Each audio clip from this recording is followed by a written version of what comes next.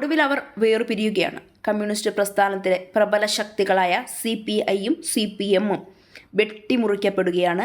കേരള രാഷ്ട്രീയം അതിന് സാക്ഷ്യം വഹിക്കാൻ ഇനി നിമിഷങ്ങളോ ദിവസങ്ങളോ മാത്രമാണ് ബാക്കി നിൽക്കുന്നത്.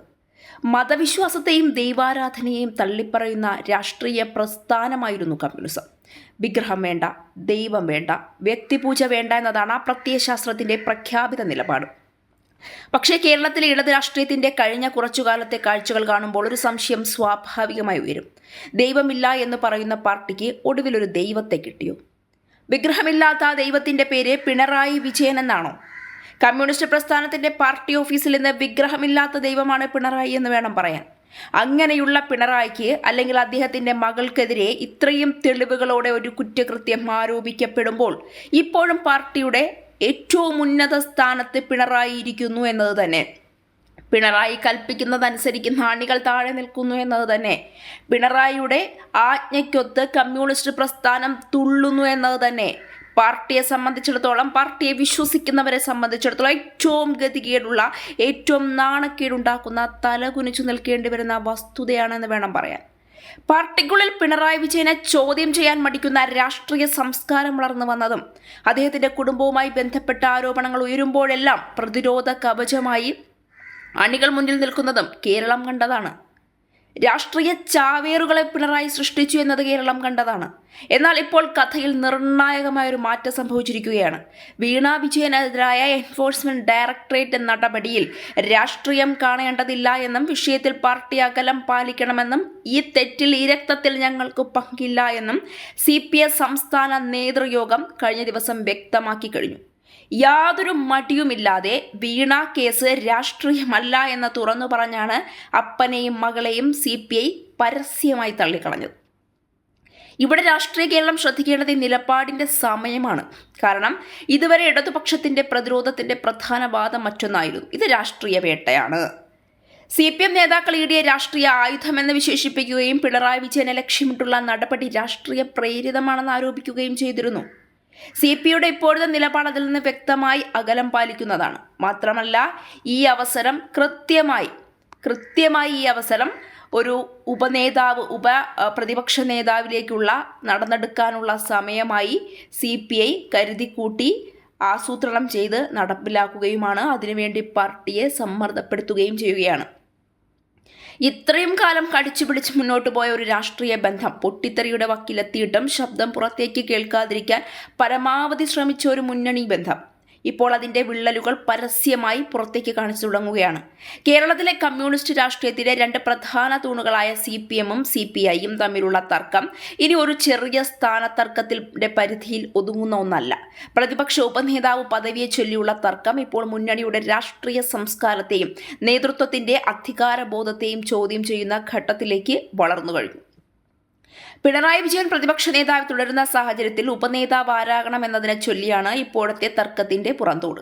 CPI ഈ പദവി ആവശ്യപ്പെടുന്നു, എന്നാൽ CPM അത് അംഗീകരിക്കാൻ തയ്യാറല്ല എന്ന സൂചനയാണ് പുറത്തു വരുന്നത്. മാത്രമല്ല ഈ അവസരത്തിൽ അങ്ങനെ ഒരു ആവശ്യം ഉന്നയിക്കുന്നത് ഒരുതരം നാണം കെട്ട പരിപാടിയാണ് എന്ന് പരസ്യമായി CPM പ്രഖ്യാപിക്കുകയും ചെയ്തിരിക്കുകയാണ്. പിണറായി തന്നെ CPM നേതാവായിരിക്കും ഉപനേതാവ് എന്ന നിലപാട് പരസ്യമായി വ്യക്തമാക്കിയതിനു പിന്നാലെ CPI സംസ്ഥാന സെക്രട്ടറി ബിനോയ് വിശ്വം അതിനെതിരെ തുറന്നടിച്ചു. തർക്കങ്ങൾ ഉഭയകക്ഷി ചർച്ചകളിലൂടെയാണ് പരിഹരിക്കേണ്ടതെന്നും പിണറായിയുടെ പ്രസ്താവന രാഷ്ട്രീയ പക്വതയ്ക്ക് നിരക്കാത്തതാണെന്നും ബിനോയ് വിശ്വം പ്രതികരിച്ചു കഴിഞ്ഞു. ഇതാണ് യഥാർത്ഥത്തിൽ പുതിയ കഥയുടെ തുടക്കം. കാരണം കേരളത്തിലെ ജനങ്ങൾക്ക് CPMും CPIയും തമ്മിൽ എല്ലാം ഭദ്രമാണെന്ന അവകാശവാദം കേൾക്കുമ്പോൾ വലിയ അതിശയമൊന്നുമില്ല. കാരണം ഒരുമിച്ച് നിൽക്കുക എന്നത് രാഷ്ട്രീയ നിർബന്ധമായിരുന്നിടത്തോളം കാലം പല അഭിപ്രായ വ്യത്യാസങ്ങളും അടച്ചുവെച്ചിട്ടുണ്ടാകാം. മുന്നണിയുടെ നിലനിൽപ്പിനായി പല അസ്വാഭാവിക ശബ്ദങ്ങളും പുറത്തു വരാതിരിക്കാൻ ഇരു പാർട്ടികളും ശ്രമിച്ചിട്ടുമുണ്ടാകാം. പക്ഷേ അടച്ചുവെച്ച പിണക്കം ഇല്ലാതായിരിക്കുന്നുവെന്ന് ഇതുകൊണ്ടൊന്നും അർത്ഥമില്ല. ആ പിണക്കത്തിന്റെ വാതിൽ ഇപ്പോൾ തുറന്നിരിക്കുകയാണ്. അതിന്റെ ഏറ്റവും വലിയ പ്രതീകം ബിനോയ് വിശ്വത്തിന്റെ നിലപാടാണ്. ഒരു കാലത്ത് ഇടതുപക്ഷത്തിന്റെ രാഷ്ട്രീയ സംസ്കാരത്തിൽ വ്യക്തിയേക്കാൾ വലുതായിരുന്നു പാർട്ടി, നേതാവിനേക്കാൾ വലുതായിരുന്നു ആശയം. വ്യക്തിപൂജയെ വിമർശിച്ചിരുന്ന ഒരു രാഷ്ട്രീയ പ്രസ്ഥാനത്തിൽ ഇന്നൊരു നേതാവിന്റെ വാക്ക് തന്നെ മുന്നണിയുടെ തീരുമാനമായി മാറുന്നുണ്ടോ എന്ന ചോദ്യം ഉയരുകയാണ്. ദൈവവിശ്വാസത്തെയും വ്യക്തിപൂജയെയും രാഷ്ട്രീയമായി ചോദ്യം ചെയ്തിരുന്ന കമ്മ്യൂണിസ്റ്റ് പ്രസ്ഥാനത്തിൽ ഒരു നേതാവിന്റെ രാഷ്ട്രീയ അധികാരം അത്രമേൽ കേന്ദ്രീകരിക്കപ്പെട്ടു എന്നതാണ് കേരളം ഇപ്പോൾ ചോദിക്കുന്നത്. ആ ചോദ്യം പിണറായി വിജയനിലെത്തി നിൽക്കുന്നു. ഇത് പിണറായി വിജയനെ വ്യക്തിപരമായി കുറ്റക്കാരനാക്കുന്ന രാഷ്ട്രീയ വിധിയൊന്നുമല്ല. പക്ഷേ കേരളത്തിലെ ഇടതുപക്ഷത്തിന്റെ രാഷ്ട്രീയ ഘടനയിൽ പിണറായി എന്ന വ്യക്തിയുടെ സ്വാധീനം എത്രമാത്രം വളർന്നു എന്നതിനെക്കുറിച്ചുള്ള രാഷ്ട്രീയ നിരീക്ഷണമാണ്.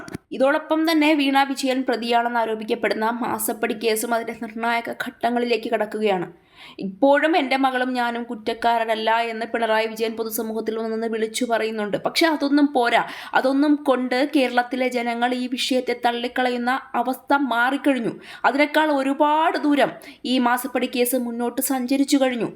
ഒരു കുറ്റവാളി എന്ന് ആരോപിക്കപ്പെടുന്ന വ്യക്തി പൊതുസമൂഹത്തിൽ വന്നു നിന്ന് ഞാൻ കുറ്റവാളിയല്ല എന്ന് വിളിച്ചു പറഞ്ഞാൽ ആ കുറ്റം മാഞ്ഞു പോകുന്ന ഒരു സംസ്കാരമാണ് ഭാരതത്തിൽ അല്ലെങ്കിൽ കേരളത്തിൽ ഉള്ളതെങ്കിൽ ഈ ജയിലിൽ കിടക്കുന്ന പ്രതികളെയൊക്കെ ഇറക്കി പുറത്തു നിർത്തി ഞങ്ങൾ തെറ്റുകാരല്ല എന്ന് വിളിച്ചു പറയിച്ചാൽ തീരാവുന്ന പ്രശ്നമല്ലേ ഉള്ളൂ. ജോളി ഉൾപ്പെടെ ഗോവിന്ദചാമി ഉൾപ്പെടെ പല പ്രതികളും ഇങ്ങനെ ചെയ്യട്ടെ.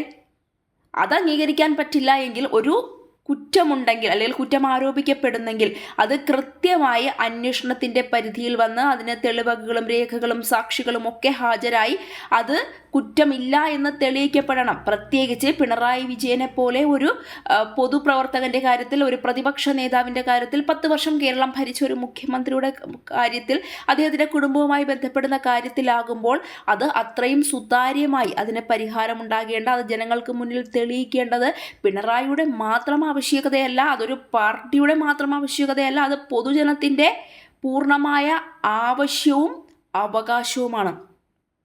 ഇതൊരു സാധാരണ രാഷ്ട്രീയ പ്രവർത്തകനെതിരായ സാമ്പത്തികാരോപണമല്ല ഇവിടെ ചർച്ച ചെയ്യപ്പെടുന്നത്. ഇവിടെ ചർച്ച ചെയ്യപ്പെടുന്നത് മുൻ മന്ത്രിയും ഇപ്പോഴത്തെ പ്രതിപക്ഷ നേതാവുമായ പിണറായി വിജയന്റെ മകളുടെ കമ്പനിയെ ചുറ്റിപ്പറ്റിയുള്ള അന്വേഷണമാണ്. അതുകൊണ്ട് തന്നെ രാഷ്ട്രീയ ഉത്തരവാദിത്തത്തെക്കുറിച്ചുള്ള ചോദ്യങ്ങൾ ഉയരുന്നത് സ്വാഭാവികമാണ്, ഉത്തരം തരേണ്ടത് അനിവാര്യമാണ്. ഇവിടെയാണ് CPIയുടെ ഇപ്പോഴത്തെ നിലപാടിന് കൂടുതൽ രാഷ്ട്രീയ പ്രാധാന്യം ലഭിക്കുന്നത്. ഇത് ഞങ്ങളുടെ കാര്യമല്ല, തെറ്റ് ചെയ്തിട്ടുണ്ടെങ്കിൽ നിയമം നോക്കട്ടെ എന്ന നിലപാടിലേക്ക് ഘടകകക്ഷി മാറുമ്പോൾ അതൊരു സാധാരണ രാഷ്ട്രീയ പ്രതികരണമല്ല. ഒരിക്കൽ ഒരുമിച്ച് പ്രതിരോധിച്ചിരുന്ന രാഷ്ട്രീയ വിഷയത്തിൽ ഇപ്പോൾ ഞങ്ങൾക്ക് പങ്കില്ല എന്ന അകലം പാലിക്കൽ ശക്തമാകുന്നു എന്നതാണ് ഇതിൻ്റെ രാഷ്ട്രീയ വശം. പക്ഷേ CPIയുടെ ഇന്നത്തെ നിലപാട് വെറും മാസപ്പടി കേസിൽ നിന്നുണ്ടായതാണെന്ന് മാത്രം പറയാനാവില്ല. അതിനുമേൽ ഏറെക്കാലമായി അടിഞ്ഞുകൂടിയ അസ്വസ്ഥതയുണ്ടെന്നുള്ളതാണ് ഒരു വാസ്തവം. നിയമസഭാ തെരഞ്ഞെടുപ്പിലെ തിരിച്ചടി, മുന്നണിയിലെ തീരുമാനങ്ങളിലെ അധികാര കേന്ദ്രീകരണം, CPIയുടെ രാഷ്ട്രീയ ഇടം ചുരുങ്ങുന്നു എന്ന തോന്നൽ, അതിനു മുകളിൽ പ്രതിപക്ഷ ഉപനേതാവ് പദവി സംബന്ധിച്ച തർക്കം, ഇവയെല്ലാം ചേർന്നാണ് ഇപ്പോഴത്തെ പൊട്ടിത്തെറിയിലേക്ക് സാഹചര്യം എത്തിച്ചതെന്നുള്ളതാണ് വസ്തുത. പ്രതിപക്ഷ ഉപനേതാവ് പദവി സംബന്ധിച്ച CPIയുടെ ആവശ്യം CPM നിരസിച്ചാൽ പ്രത്യാഘാതം വലുതായിരിക്കുമെന്ന് ബിനോയ് വിശ്വം CPM നേതൃത്വത്തെ അറിയിച്ചതായാണ് റിപ്പോർട്ട്. വിഷയം മുന്നണി യോഗത്തിന്റെ അജണ്ടയിൽ ഉൾപ്പെടുത്തില്ല എന്ന ഉറപ്പ് CPM നേതൃത്വത്തിൽ നിന്ന് തേടിയതായും റിപ്പോർട്ടുകളുണ്ട്. അതായത് പ്രശ്നം ഇനി ആരാണ് ഉപനേതാവ് എന്നതിലല്ല, തീരുമാനമെടുക്കുന്നത് ആരാണ് എന്നതാണ് യഥാർത്ഥ ചോദ്യം. ഇതാണ് പിണറായി വിജയനും CPIയും തമ്മിലുള്ള ഇപ്പോഴത്തെ സംഘർഷത്തിന്റെ അടിത്തറ എന്ന് വേണം പറയാൻ. പിണറായി ഒരു വാക്ക് പറഞ്ഞാൽ അത് അന്തിമമാണോ? ഘടകകക്ഷികൾക്ക് സ്വന്തം രാഷ്ട്രീയ അഭിപ്രായം പറയാനുള്ള അവകാശമുണ്ടോ? LDF കൂട്ടായ തീരുമാനങ്ങളുടെ മുന്നണിയാണോ, അതോ ഏറ്റവും വലിയ കക്ഷിയുടെ തീരുമാനങ്ങൾ മറ്റുള്ളവർ അംഗീകരിക്കുന്ന സംവിധാനമായി ഇത് മാറിയോ? ഈ ചോദ്യങ്ങൾക്കുള്ള മറുപടിയാണ് ഇപ്പോൾ ഇടതുപക്ഷത്തിന്റെ രാഷ്ട്രീയ ഭാവിയെ നിർണ്ണയിക്കുക. കഴിഞ്ഞ ദിവസം പിണറായി പറഞ്ഞത് സ്പീക്കർക്ക് കത്ത് കൊടുത്താൽ ഉപനേതാവിന്റെ കാര്യത്തിൽ തീരുമാനമുണ്ടാകുമെന്ന തരത്തിലായിരുന്നു.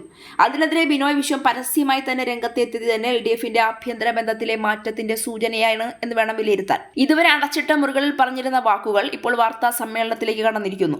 ഇതുവരെ ചർച്ചകളിൽ തീർത്തിരുന്ന പിണക്കങ്ങൾ ഇപ്പോൾ പരസ്യ പ്രസ്താവനകളായി മാറിയിരിക്കുന്നു. ഇതുവരെ മുന്നണിയുടെ ഐക്യം സംരക്ഷിക്കാൻ മിണ്ടാതിരുന്നവർ ഇപ്പോൾ സ്വന്തം രാഷ്ട്രീയ ഇടം ആവശ്യപ്പെട്ടു തുടങ്ങി. അതിനാലാണ് കേരളം ചോദിക്കുന്നത് ഇതൊരു സ്ഥാനത്തർക്കം മാത്രമാണോ എന്നുള്ളത്. അതോ വർഷങ്ങളായി അടിഞ്ഞുകൂടിയിരുന്ന CPM-CPI അസ്വസ്ഥതയുടെ പൊട്ടിത്തെറിയാണോ ഇപ്പോൾ കാണുന്നതെന്നുള്ളത്. ഒരുപക്ഷെ രണ്ടാമത്തതായിരിക്കാം കൂടുതൽ ശരി. കാരണം രാഷ്ട്രീയ മുന്നണികൾ പെട്ടെന്നൊന്നും തകരുന്ന ഒരു സംവിധാനമല്ല. ആദ്യം അതിനകത്തൊരു ആശയ വ്യത്യാസം ഉണ്ടാകും, പിന്നീട് രാഷ്ട്രീയ അസ്വസ്ഥത ഉയർന്നു വരും, അതിനുശേഷം പരസ്പര വിശ്വാസം കുറയും, ഒടുവിൽ ചെറിയ വിഷയം വലിയ പൊട്ടിത്തെറിയുടെ കാരണമാകുമെന്നുള്ളതാണ് ഈ രാഷ്ട്രീയ പാർട്ടികളുടെ ഭിന്നിക്കലിൻ്റെ ഒരു പൊതുവായിട്ടുള്ളൊരു രീതി. ഇന്ന് ആ ചെറിയ വിഷയം പ്രതിപക്ഷ ഉപനേതാവ് പദവിയാണ്. പക്ഷേ അതിൻ്റെ പിന്നിൽ കിടക്കുന്നത് വർഷങ്ങളായുള്ള അധികാരത്തിന്റെ കനലുകളാണ്. പിണറായി വിജയന്റെ നേതൃത്വത്തിൽ CPM നേടിയ ശക്തമായ കേന്ദ്രീകരണം ഒരു വശത്ത്, അതിന്റെ നിഴലിൽ സ്വന്തം രാഷ്ട്രീയ സ്വത്വം സംരക്ഷിക്കേണ്ടി വന്ന അല്ലെങ്കിൽ അതിൻ്റെ നിഴലിൽ മാത്രം ഒതുങ്ങിപ്പോകേണ്ടി വന്ന CPI മറുവശത്ത്. ഇപ്പോൾ CPI പറയുന്നത് വളരെ ലളിതമായൊരു കാര്യമാണ്, ഞങ്ങളും ഇവിടെ ഉണ്ട് എന്നുള്ളത്. അതുതന്നെയാണ് ഈ തർക്കത്തിൻ്റെ ഏറ്റവും വലിയ രാഷ്ട്രീയ പ്രശ്നവും. മാസപ്പടി കേസിൽ അന്വേഷണം മുന്നോട്ട് പോകുമ്പോൾ പിണറായി വിജയൻ രാഷ്ട്രീയമായി കൂടുതൽ പ്രതിരോധത്തിലാണെന്ന പ്രതിപക്ഷവാദം ശക്തമാവുകയാണ്. മറുവശത്ത് CPI ഇപ്പോൾ ഈ വിഷയത്തിൽ CPM-നൊപ്പം മുഴുവൻ രാഷ്ട്രീയ പ്രതിരോധത്തിലേക്ക് ഇറങ്ങുന്നില്ല എന്നതും ശ്രദ്ധേയമാണ്. അതിനിടയിൽ പിണറായിയുടെ നേതൃത്വത്തിനെതിരെ പാർട്ടിക്കകത്തും മുന്നണിക്കകത്തും ചോദ്യങ്ങൾ ഉയരുന്നു. അവസാനം ഇപ്പോൾ എല്ലാവരും ചോദിക്കുന്ന ഒരു ചോദ്യം, കമ്മ്യൂണിസ്റ്റ് പ്രസ്ഥാനത്തിൽ പാർട്ടിയാണോ വലുത് അതോ നേതാവാണോ എന്നുള്ളതാണ്. ഒരിക്കൽ വ്യക്തിയേക്കാൾ ആശയത്തിന് പ്രാധാന്യം നൽകിയിരുന്ന ഒരു രാഷ്ട്രീയ പ്രസ്ഥാനം എന്നൊരു വ്യക്തിയെ ചുറ്റിപ്പറ്റിയാണ് എല്ലാ രാഷ്ട്രീയ ചർച്ചകളും നടക്കുന്നതെങ്കിൽ എല്ലാ നിർണായക തീരുമാനങ്ങളുടെയും അന്തിമ വാക്ക് ആ ഒരൊറ്റ മനുഷ്യൻ മാത്രമാണെങ്കിൽ ആ മനുഷ്യൻ്റെ കയ്യിലെ കേവലം പാവകളായി ഒരു പ്രസ്ഥാനം മുഴുവൻ മാറിയെങ്കിൽ, അതിലെ നേതാക്കൾ മുഴുവൻ മാറിയെങ്കിൽ, ആ ചരടിന് എപ്പോഴൊക്കെ പിണറായി അനക്കുന്നോ അതിനൊപ്പം അങ്ങോട്ടും ഇങ്ങോട്ടും ചാടിക്കളിക്കുന്ന കുട്ടിക്കുരങ്ങന്മാരായി അണികളല്ല പ്രമുഖ നേതാക്കന്മാർ പോലും മാറിയെങ്കിൽ പാർട്ടി വളരെ ശോചനീയാവസ്ഥയിലാണ് എന്ന് വേണം പറയാൻ. ഇത് വെറുമൊരു നേതാവിൻ്റെ വിജയം മാത്രമാണോ? ഒരിക്കലുമല്ല. ഇതൊരു നേതാവിൻ്റെ വിജയം മാത്രമല്ല, ഇതൊരു രാഷ്ട്രീയ സംസ്കാരത്തിൻ്റെ, ഒരു രാഷ്ട്രീയ പ്രസ്ഥാനത്തിൻ്റെ സമ്പൂർണ്ണ പരാജയമാണ് എന്ന് വേണം എഴുതപ്പെടാൻ. പിണറായി വിജയനെ എതിർക്കുന്നത് കൊണ്ട് CPI ശരിയാണെന്ന് വാദിക്കുന്നില്ല. അതുപോലെ പിണറായിയെ പിന്തുണയ്ക്കുന്നത് കൊണ്ട് CPM പൂർണ്ണമായും തെറ്റാണെന്നും വാദിക്കുന്നില്ല. പക്ഷേ ഇവിടെ വ്യക്തമാകുന്ന മറ്റൊരു കാര്യമുണ്ട്. ഇടതുപക്ഷത്തിനകത്തെ മൗനം അത് അവസാനിക്കുകയാണ്. പൊട്ടിത്തെറിയുടെ ശബ്ദം ഇതുവരെ കേൾക്കാതിരിക്കാൻ അവർ ശ്രമിച്ചിരിക്കാം. പക്ഷേ ഇപ്പോൾ ആ ശബ്ദം അതീവ ഒച്ചത്തിൽ പുറത്തേക്ക് വന്നിരിക്കുകയാണ്. ഇതൊരു പദവിയെ ചുറ്റിപ്പറ്റിയുള്ള ശബ്ദമല്ല, ഇത് ഒരു അധികാര കേന്ദ്രീകരണത്തെ പറ്റിയുള്ള ശബ്ദമാണ്. ഇത്രയും കാലത്തെ അടിച്ചമർത്തലിൽ സഹികെട്ട, ഇത്രയും നാളത്തെ ഒതുക്കി നിർത്തലിൽ സഹികെട്ട ഒരു രാഷ്ട്രീയ പ്രസ്ഥാനത്തിൻ്റെ അല്ലെങ്കിൽ ഒരു രാഷ്ട്രീയ ഘടകത്തിൻ്റെ ഉച്ചത്തിലുള്ള നിലവിളിയാണ്, അല്ലെങ്കിൽ ഉച്ചത്തിലുള്ള പ്രതികരണമാണ്, അമർഷമാണ്. അത് ആശയത്തിൻ്റെ പേരിൽ ഒരുമിച്ച് നടന്നവരുടെ ഉള്ളിൽ വർഷങ്ങളായി അടിഞ്ഞുകൂടിയ അസ്വസ്ഥതയുടെ ശബ്ദമാണ്. ഒടുവിൽ CPM ശരിക്കും വേർപിരിയുമോ എന്നുള്ളത് ഇന്ന് തന്നെ പ്രവചിക്കാൻ കഴിയുന്ന ഒരു കാര്യമൊന്നുമല്ല. പക്ഷെ ഒരൊറ്റ കാര്യം പറയാം, ഒരുമിച്ച് ഇത്രയും കാലം നിന്നവർ ചവിട്ടി നിന്ന ആ മണ്ണിൽ അതിൽ ആദ്യമായി വിള്ളലുകൾ കാണുമ്പോൾ ഇനി ആ വിള്ളൽ മറയ്ക്കാൻ ചുവന്ന കൊടി മാത്രം മതിയാവില്ല. ഇനി ആ വിള്ളൽ മറയ്ക്കാൻ പറയുന്ന ആശയങ്ങളോ, പറയുന്ന വലിയ കവല പ്രസംഗങ്ങളോ, അല്ലെങ്കിൽ ചെയ്തു എന്ന് പറയുന്ന, ചെയ്യുമെന്ന് പറയുന്ന വലിയ വിപ്ലവങ്ങളോ വിപ്ലവ ഗാനങ്ങളോ ഒന്നും മതിയാകില്ല. കാരണം കേരളം ഇപ്പോൾ നോക്കുന്നത് ഈ കൊടിയിലേക്കും ഈ വിപ്ലവങ്ങളിലേക്കും ഈ പറയുന്ന വലിയ വലിയ പ്രസംഗങ്ങളിലേക്കും ഒന്നുമല്ല, കൊടിക്കു പിന്നിൽ നിൽക്കുന്ന ഇടതുപക്ഷ സഖാക്കളിലേക്കാണ്. ആ മനുഷ്യരിൽ ഏറ്റവും വലിയ നിഴൽ ഇന്നും ഒരാളുടേതാണ്, പിണറായി വിജയൻ്റേത്.